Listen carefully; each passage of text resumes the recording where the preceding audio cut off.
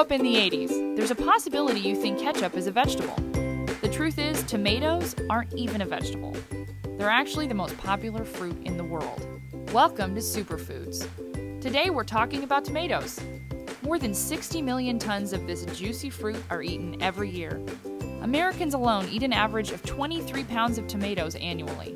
Unfortunately, more than half of those 23 pounds comes from ketchup or tomato sauce.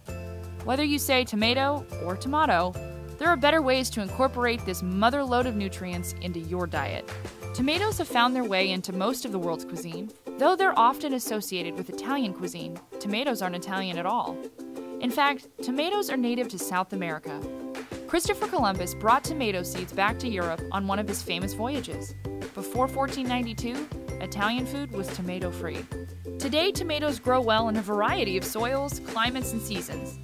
Between their adaptability and advances in agriculture, no matter what season it is, you can get your tomato fix.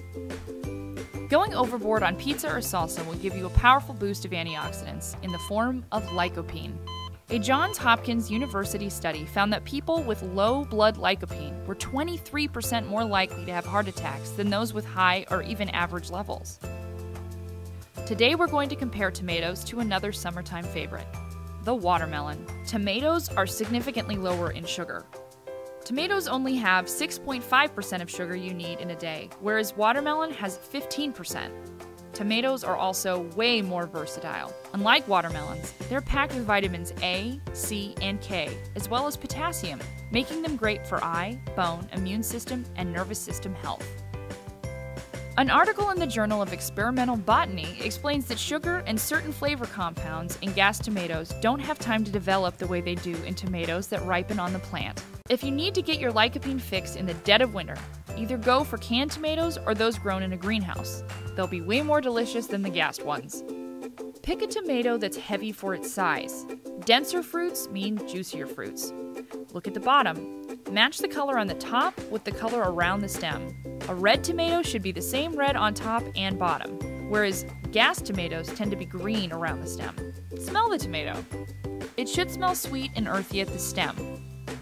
If it's got a bitter smell or no smell at all, it's not ready. How to peel tomatoes.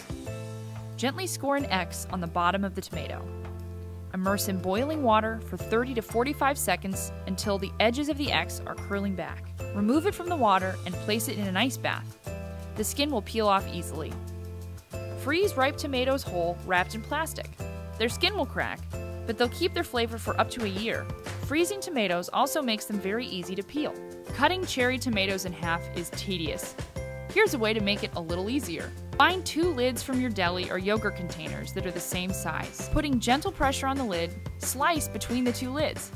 You'll cut through all the tomatoes in a flash.